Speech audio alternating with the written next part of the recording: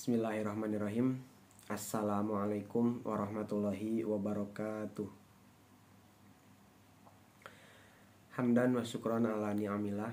Salatan wa salaman daimaini mutalazimaini ila yaumil qiyamah. Amma ba'du. Perkenalkan, nama saya Aceh Taufik.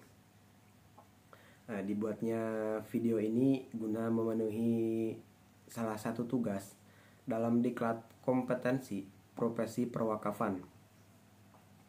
Adapun tema yang saya bawakan yaitu para pihak dalam perwakafan, yang berjudul kewajiban para pihak dalam perwakafan. Langsung saja, yaitu tentang pengertian perwakafan. Perwakafan adalah perbuatan hukum wakif untuk memisahkan dan atau menyerahkan sebagian harta benda miliknya untuk dimanfaatkan selamanya atau untuk jangka waktu tertentu sesuai dengan kepentingannya guna keperluan ibadah dan atau kesejahteraan umum menurut syariah. Wakaf adalah menahan suatu benda yang menurut hukum tetap diwakif dalam rangka mempergunakan manfaatnya untuk kebajikan. Berdasarkan definisi itu, maka pemilikan harta wakaf tidak lepas dari si wakif. Bahkan ia dibenarkan jika menariknya kembali dan ia boleh untuk menjualnya. Selanjutnya yaitu para pihak dalam perwakafan. Yang pertama ada wakif, yang kedua ada nazir, yang ketiga ada mauquf alaih. Wakif adalah pihak yang mewakafkan harta benda miliknya. Selanjutnya ada nazir. Nazir adalah pihak yang menerima harta benda wakaf dari wakif untuk dikelola dan dikembangkan sesuai dengan peruntukannya. Yang terakhir, mauquf alaih. Mauquf alaih adalah pihak yang ditunjuk untuk memperoleh manfaat dari peruntukan harta benda wakaf sesuai pernyataan kehendak wakif yang dituangkan dalam akta ikrar wakaf. Hak wakif dalam perwakafan. Hak untuk memutuskan jenis. Yang pertama, hak untuk memutuskan jenis dan bentuk wakaf, dan hak untuk menentukan tujuan wakaf dan manfaatnya.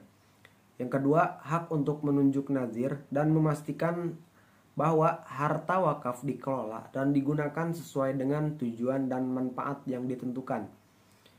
Yang ketiga, hak untuk memperoleh sertifikat atau bukti wakaf sebagai bukti kepemilikan harta wakaf yang telah disumbangkan.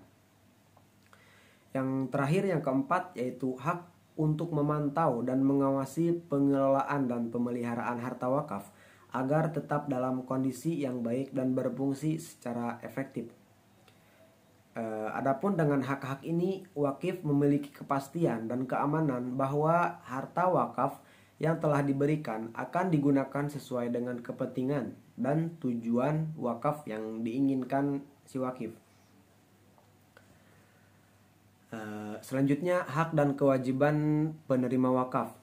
Penerima wakaf adalah pihak yang memiliki hak dan kewajiban sesuai dengan perannya. Sebagai contoh, nazir berhak menerima bagian dari wakaf produktif yang ia kelola sesuai dengan aturan yang telah disepakati.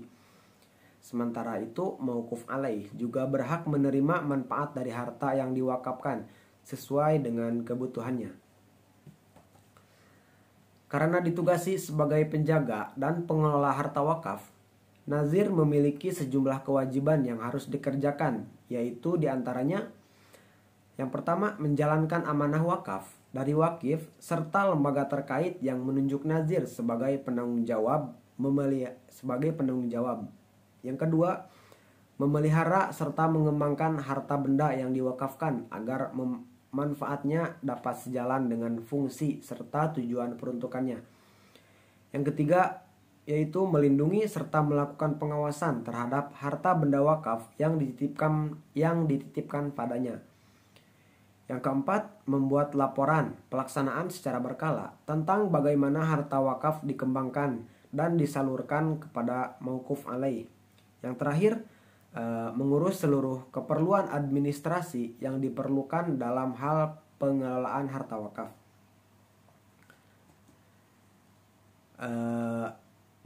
Mauquf alaih berbeda dengan nazir.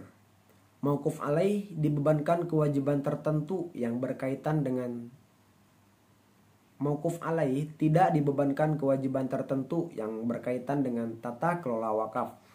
Mauquf alaih yang menjadi penerima wakaf hanya menjaga dan memanfaatkan harta yang diwakafkan dengan sebaik-baiknya. Segala hal yang dilakukan dengan harta wakaf tersebut juga harus senantiasa sejalan dengan syariat Islam.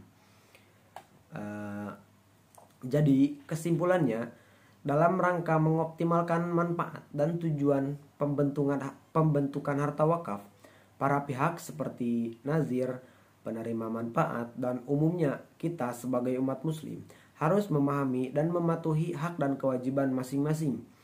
Terlebih lagi, aturan perwakafan juga perlu diikuti dan dipatuhi untuk menjaga perolehan dari kebijakan wakaf agar dapat dimanfaatkan dengan sebaik-baiknya. Mungkin cukup sekian yang dapat saya sampaikan, kurang lebihnya mohon dimaafkan. Wabillahi taufiq wal hidayah wal inayah. Wassalamualaikum warahmatullahi wabarakatuh.